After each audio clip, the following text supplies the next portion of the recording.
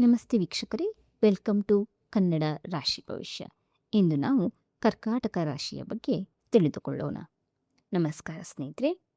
ಕರ್ಕಾಟಕ ರಾಶಿಯವರೇ, ನಿಮ್ಮ ಜೀವನದಲ್ಲಿ ಬಹಳ ದಿನಗಳಿಂದ ಕಾಯುತ್ತಿದ್ದ ಕೆಲವು ಬದಲಾವಣೆಗಳು ಈಗ ನಿಧಾನವಾಗಿ ಕಾಣಿಸಿಕೊಳ್ಳುವ ಸಮಯ ಆರಂಭವಾಗಿದೆ.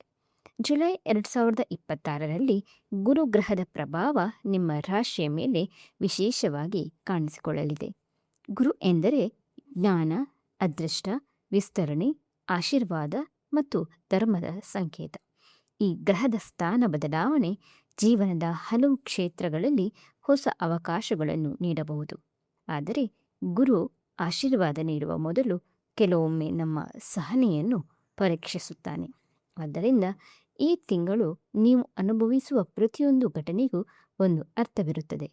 ಕರ್ಕಾಟಕ ರಾಶಿಯವರ ಮನಸ್ಸು ತುಂಬ ಭಾವನಾತ್ಮಕವಾಗಿರುತ್ತದೆ. ಇತರರ ನೋವನ್ನು ತಮ್ಮ ನೋವಿನಂತೆ ಅನುಭವಿಸುವ ಗುಣ ನಿಮ್ಮದು.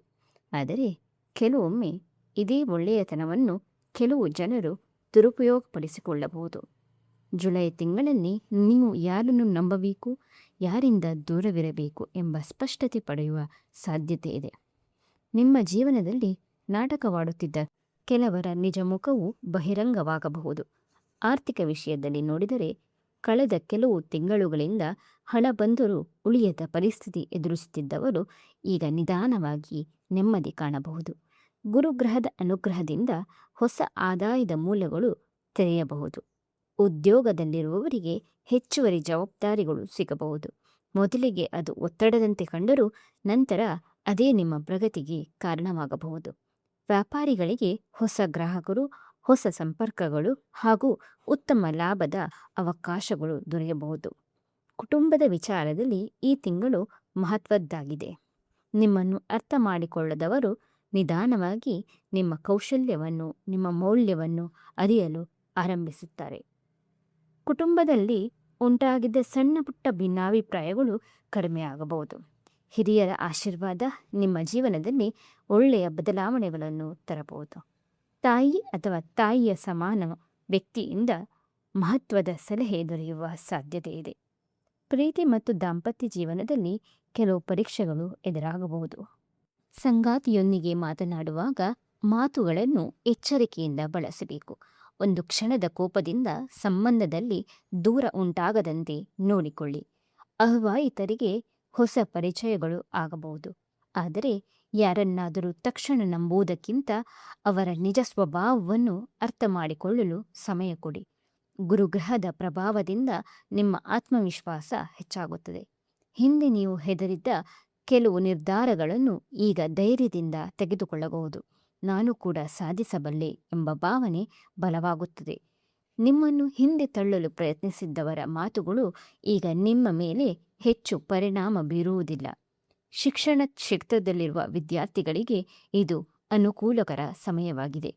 ಓದಿನಲ್ಲಿ ಏಕಾಗ್ರತೆ ಹೆಚ್ಚಾಗಬಹುದು. ಸ್ಪರ್ಧಾತ್ಮಕ ಪರೀಕ್ಷೆಗಳಿಗೆ ತಯಾರಿ ನಡೆಸುತ್ತಿರುವವರಿಗೆ ಉತ್ತಮ ಫಲಿತಾಂಶಗಳ ಸೂಚನೆಗಳಿವೆ. ಗುರುಗ್ರಹದ ಕೃಪೆಯಿಂದ ಹೊಸ ಜ್ಞಾನ ಮತ್ತು ಹೊಸ ಅವಕಾಶಗಳು ದೊರೆಯುವ ಸಾಧ್ಯತೆ ಇದೆ. ಆರೋಗ್ಯದ ವಿಷಯದಲ್ಲಿ ಸ್ವಲ್ಪ ಎಚ್ಚರಿಕೆ ಅಗತ್ಯ. ಮನಸ್ಸಿನ ಒತ್ತಡ ಮತ್ತು ನಿದ್ರೆಯ ಕೊರತೆಯನ್ನು ಕಡೆಗಣಿಸಬೇಡಿ. ಸಮಯಕ್ಕೆ ಸರಿಯಾಗಿ ಆಹಾರ ಸೇವಿಸುವುದು ಹಾಗೂ ಸ್ವಲ್ಪ ವ್ಯಾಯಾಮ ಮಾಡುವುದು ಉತ್ತಮ. ಮಾನಸಿಕ ಶಾಂತಿಗಾಗಿ ಧ್ಯಾನ ಅಥವಾ ಪ್ರಾರ್ಥನೆ ಸಹಾಯಕವಾಗಬಹುದು. ಈ ತಿಂಗಳಲ್ಲಿ ನಿಮ್ಮ ಜೀವನದಲ್ಲಿ ಒಂದು ಪ್ರಮುಖ ಪಾಠವನ್ನು ಗುರು ಕಲಿಸಬಹುದು. ಅದು ಏನೆಂದರೆ, ಎಲ್ಲರನ್ನೂ ಸಂತೋಷಪಡಿಸಲು ಪ್ರಯತ್ನಿಸುತ್ತಾ ನಿಮ್ಮ ಸಂತೋಷವನ್ನು ಕಳೆದುಕೊಳ್ಳಬೇಡಿ. ಕೆಲವೊಮ್ಮೆ ನಿಮ್ಮ ಸ್ವಂತ ಮನಸ್ಸಿನ ಮಾತನ್ನು ಕೇಳುವುದು ಅತ್ಯಂತ ಮುಖ್ಯ. ನೀವು ಮಾಡಿದ ಒಳ್ಳೆಯ ಕೆಲಸಕ್ಕೆ ತಕ್ಷಣ ಫಲ ಸಿಗದಿದ್ದರೂ ನಿರಾಶರಾಗಬೇಡಿ.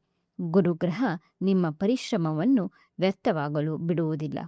ಹಳೆಯ ಸ್ನೇಹಿತರಿಂದ ಅಥವಾ ದೂರವಾದ ಸಂಬಂಧಿಕರಿಂದ ಮತ್ತೆ ಸಂಪರ್ಕ ಬರಬಹುದು.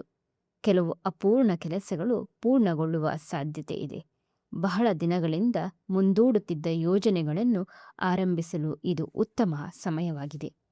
ಮನೆ ಖರೀದಿ, ವಾಹನ ಖರೀದಿ ಅಥವಾ ಆಸ್ತಿ ಸಂಬಂಧಿತ ವಿಚಾರಗಳಲ್ಲಿ ಶುಭ ಸೂಚನೆಗಳಿವೆ. ಕರ್ಕಾಟಕ ರಾಶಿಯವರೇ, ಈ ಜುಲೈ ತಿಂಗಳು ನಿಮಗೆ ಒಂದು ಹೊಸ ಅಧ್ಯಾಯದ ಆರಂಭದಂತಿರಬಹುದು. ನಿಮ್ಮ ಕಣ್ಣೀರನ್ನು ಕಂಡವರು ನಿಮ್ಮ ನಗುವನ್ನು ಸಹ ನೋಡಲಿದ್ದಾರೆ. ನಿಮ್ಮನ್ನು ಕಡಿಮೆ ಅಂದಾಜು ಮಾಡಿದವರು ನಿಮ್ಮ ಯಶಸ್ಸನ್ನು ಒಪ್ಪಿಕೊಳ್ಳುವ ದಿನಗಳು ಬರಬಹುದು. ಆದರೆ ಅದಕ್ಕಾಗಿ ನೀವು ತಾಳ್ಮೆ, ಪ್ರಾಮಾಣಿಕತೆ ಮತ್ತು ಪರಿಶ್ರಮವನ್ನು ಕೈಬಿಡಬಾರದು. ಕೊನೆಯಲ್ಲಿ ಒಂದು ಮಾತು, ನಿಮ್ಮ ಹೃದಯ ಒಳ್ಳೆಯದು ಎಂಬ ಕಾರಣಕ್ಕೆ ಎಲ್ಲರಿಗೂ ನಿಮ್ಮ ಜೀವನದಲ್ಲಿ ಸ್ಥಾನ ಕೊಡಬೇಕಾಗಿಲ್ಲ. ನಿಮ್ಮ ಮೌಲ್ಯವನ್ನು ಅರಿಯುವ ಜನರೊಂದಿಗೆ ಮಾತ್ರ ಮುಂದೆ ಸಾಗಿರಿ.